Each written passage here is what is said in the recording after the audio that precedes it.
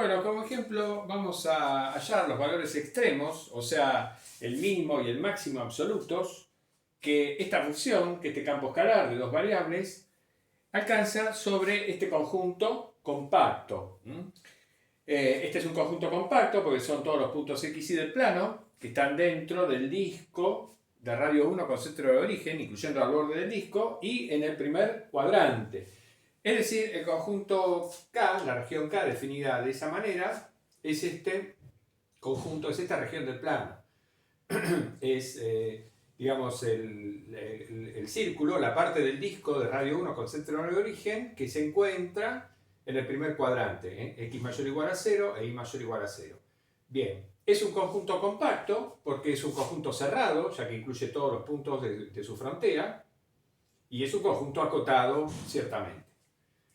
Entonces, como este campo escalar es una función continua en todo el plano, es mucho más que continua, es infinitamente diferenciable, pero en particular es continua, por el teorema que vimos en el video anterior, sabemos entonces que este campo escalar alcanza sobre este conjunto compacto un mínimo, digamos, mínimo absoluto y máximo absoluto. Es decir, que uno puede encontrar al menos un punto dentro de este compacto donde el valor de la función en ese punto es menor o igual al valor de la función en cualquier otro punto del compacto, y puede encontrar seguro al menos un punto del compacto donde el valor de la función en ese punto es mayor o igual al valor de la función en cualquier otro punto del compacto.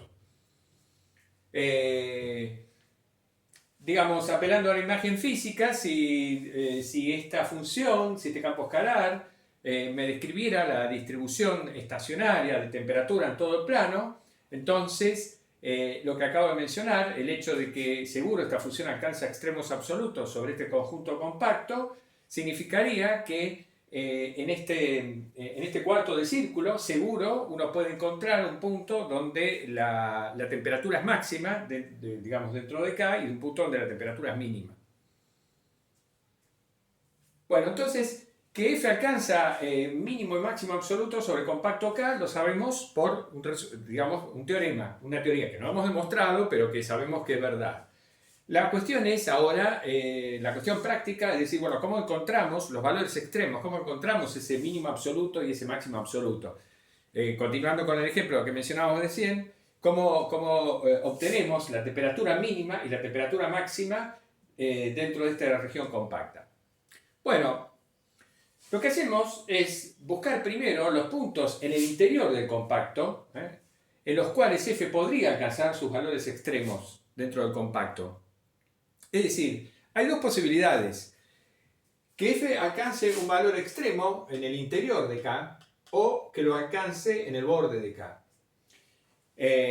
O ambas cosas, ciertamente. La cuestión es la siguiente: si hay algún punto en el interior del compacto en donde este campo escalar alcanza su mínimo absoluto o bien su máximo absoluto, ese punto, por el hecho de ser interior al compacto, necesariamente debe ser un punto crítico de F, es decir, un punto donde se anule el gradiente del campo escalar F. ¿Por qué? Porque si, por ejemplo, F alcanza su mínimo absoluto en este punto, digamos, supongamos en un punto situado acá, ¿no?, en el interior del compacto K, bueno, entonces el valor de F en ese punto es menor o igual al valor de la función F en cualquier otro punto de K. Pero en particular, como ese punto es interior, yo puedo encontrar un disco con centro en ese punto totalmente metido adentro del compacto K. Y entonces digo, bueno, entonces ahí en ese punto alcanzo un mínimo local también. Alcanzo un mínimo local en el interior del conjunto K, que es un conjunto abierto. El interior de K es un conjunto abierto. Entonces, si en un punto, en un abierto, alcanzo un mínimo local, ¿qué pasa? Sé que este gradiente se tiene que anular en ese punto. Entonces, ese punto tiene que ser un punto crítico. Y análogamente, si en algún punto interior a K alcanza su máximo absoluto, en particular, como es un punto donde es un punto en una parte, digamos, en un dominio abierto a la función donde alcanza un máximo local, también tiene que ser un punto crítico, por la misma razón. Entonces, lo primero que podemos hacer es buscar los puntos críticos de F, es lo primero que hacemos, y nos fijamos si alguno de los puntos críticos de F caen adentro del compacto K. Bien. Al estar definido de esta manera, el gradiente de f, bueno, la primera componente, la derivada de f respecto de x, nos va a quedar x cuadrado menos y al cuadrado. La derivada de f respecto de y nos queda menos 2xy. Entonces, este punto va a ser un punto crítico si solo si x cuadrado menos y cuadrado es igual a 0 y menos 2xy es igual a 0. Es decir, este sistema de ecuaciones, o mejor dicho, las soluciones de este sistema de ecuaciones me proveen todos los puntos críticos del campo escalar f. Bueno, en este caso, si bien es un sistema de ecuaciones no lineales, por suerte, en este caso, es muy fácil resolverlo, porque la primera ecuación me dice que x cuadrado es igual a y cuadrado, o sea que módulo de x es igual al módulo de y. Pero la segunda ecuación me dice que x tiene que ser 0 o bien y es 0. Bueno, si x es 0, por la primera ecuación automáticamente me queda que y tiene que ser 0. Y si y es 0, por la primera ecuación automáticamente me queda que x tiene que ser 0. O sea, el único punto crítico es el 0, 0. No hay otra posibilidad. El origen es el único punto crítico de la función. ¿Qué pasa? Este punto, el origen, no es interior al compacto K. Pertenece al compacto K porque está en su borde, está acá está el origen. Pertenece a la frontera del compacto, pero no es interior al compacto. ¿Qué quiere decir eso? Quiere decir que al no haber puntos críticos interiores acá, podemos estar seguros de que f no alcanza su mínimo absoluto ni su máximo absoluto en ningún punto interior acá. Porque si no, ese punto tendría que ser punto crítico. Y no los hay. Entonces, eso es lo que podemos afirmar. Que f no alcanza sus extremos absolutos dentro del compacto. Entonces, como sí o sí los tiene que alcanzar, por el hecho de ser un compacto, necesariamente f alcanza sus valores extremos en la frontera del compacto K, en este borde o en este o en este borde, en alguno de los tres bordes, digamos así, que conforman la frontera del compacto K. Ahí es donde la función f tiene que alcanzar el mínimo absoluto y el máximo absoluto. Supongamos que el ejemplo fuera distinto y que hubiésemos encontrado algún punto crítico o varios puntos críticos en el interior del conjunto K. ¿Qué hubiéramos hecho? Bueno, una vez que los identificamos, evaluamos la función en cada uno de esos puntos críticos y guardamos esa información.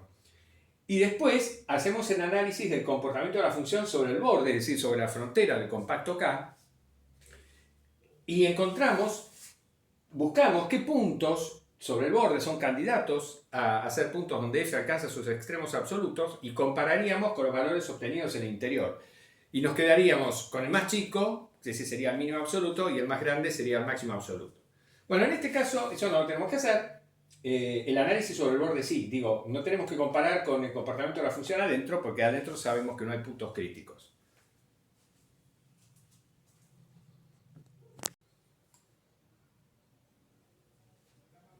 Bueno, analizamos entonces los valores que alcanza el campo escalar f sobre la frontera del compacto K. La frontera del compacto K, esta frontera, la podemos descomponer como la unión de tres curvas. La curva C1, que sería este segmento inferior, la curva C2, que es este segmento, y la curva C3, que es este arco de circunferencia. Entonces, sobre C1, sobre el segmento inferior, bueno, son todos los puntos de la forma x0 con x entre 0 y 1. Entonces, el conjunto de valores que la función alcanza sobre C1 son todos los valores de la forma 1/3 por x cubo. Cuando evaluamos f en x0 nos queda 1/3 de x cubo, con x variando de 0 hasta 1. Entonces, ¿qué pasa con esta cantidad cuando x varía de 0 hasta 1? Bueno, crece, esta función crece desde 0 hasta 1/3. La función, digamos, g de x definida como 1/3 por x cubo es una, digamos, para x mayor o igual a 0 es una función siempre creciente, porque tiene derivada positiva. Entonces, esa función va a crecer desde 0, que es el valor que toma f en el punto 0, 0, hasta 1/3, que es el valor que toma la función f en el punto 1/3, 0. En el punto 1, 0. Bien. Entonces, sobre este segmento, la función crece, los valores de la función crecen desde 0 hasta 1/3. ¿Qué pasa sobre C2? Bueno, sobre C2, la función es constantemente igual a 0, porque todos los puntos sobre C2 son de la forma 0i. Cuando evaluamos f en cualquier punto de la forma 0i, nos da 0, ciertamente. Con lo cual, sobre todo el segmento C2, la función es constantemente igual a 0. Y el arco C3, lo podemos ver como todo el conjunto de puntos de la forma x, raíz cuadrada de 1 menos x cuadrado, porque la semicircunferencia superior son todos, es la curva cuya ecuación es y igual a la raíz cuadrada de 1 menos, la raíz cuadrada positiva de 1 menos x cuadrado. Bien, entonces evaluamos f sobre un punto genérico sobre este arco, y lo que nos queda es un tercio de x cubo menos x por y cuadrado, menos x por y al cuadrado. Entonces esto es igual a 4 tercios de x cubo menos x. Bueno, eso lo llamamos phi de x. Entonces, sobre el arco C3, los valores que toma la función los podemos describir como los valores que toma esta función de la variable x, definida como 4 tercios de x cubo menos x, cuando x varía desde 0 hasta 1. Bien, entonces acá de lo que se trata es de ver los máximos y mínimos de esta función de análisis 1 en el intervalo cerrado 0,1. Bueno, en los extremos del intervalo la función phi toma el valor 0, cuando x vale 0 esto vale 0, y cuando x vale 1 esto vale 1 tercio. Entonces estos son los valores que toma phi en los extremos del intervalo. Este valor, de hecho, es el mismo que tenemos acá, porque cuando x vale 1 estamos en el punto 1, 0.